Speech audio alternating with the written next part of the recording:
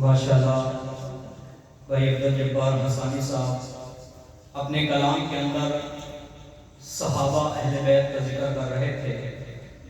میں کہا کرتا ہوں جس طرح صحابہ ہمارے ایمان کا حصہ ہیں، اسی طرح اہل بیت بھی ہمارے ایمان کا حصہ ہے۔ اور جس طرح پر لکڑیاں تولی جائیں وہاں ہیرے نہیں تولا کرتے، جس طرح پر لوہا تولا جائے وہاں سونا چاندی نہیں تولا کرتے۔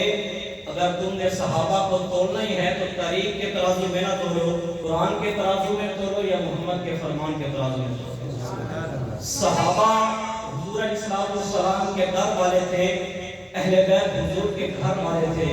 ان کے اندر آپس کے اندر بڑی محبت تھی اور بڑا پیار تھا۔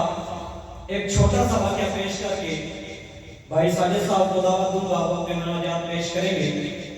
حضرت عمر کا دور ہے، حضرت عمر کے پاس کسی ممالک سے کچھ سفیر آئے بیٹھے ہیں، تو حضرت عمر کے بیٹے حضرت عبداللہ بن عمر وہ حضرت عمر سے ملنے کے لیے آئے۔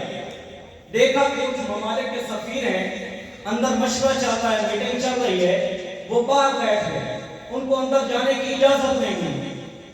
مشورہ چل رہا ہے، تھوڑی دیر کے بعد حضرت حسین آئے، وہ بھی آ کر باہر بیٹھ گئے، اس وجہ سے کہ حضرت عمر کا بیٹا عبداللہ بن عمر وہ بھی باہر بیٹھا ہے، میں تو علی کا بیٹا ہوں۔ تھوڑی دیر کے بعد جب حضرت عبداللہ بن عمر کو اجازت ملی اندر آنے کی، ساتھ ہی حضرت حسین بھی داخل ہو گئے۔ جب حضرت عمر نے حضرت حسین کو دیکھا تو اٹھ کر کھڑے ہو گئے، پیشانی پر بوسہ دیا اور کہا بیٹا تو کب آیا؟ تو حضرت حسین کہنے لگے چچا جان کافی دیر سے آیا بیٹا ہوں، بیٹا اندر کیوں نہیں آیا؟ تو آگے سے حضرت حسین کہنے لگے امیر المومنین جب میں آیا تو آپ کا بیٹا باہر بیٹھا تھا عبداللہ بن عمر، میں بھی اس وجہ سے بیٹھ گیا کہ جب آپ کے بیٹے کو اجازت نہیں ملی، میں تو علی کا بیٹا ہوں۔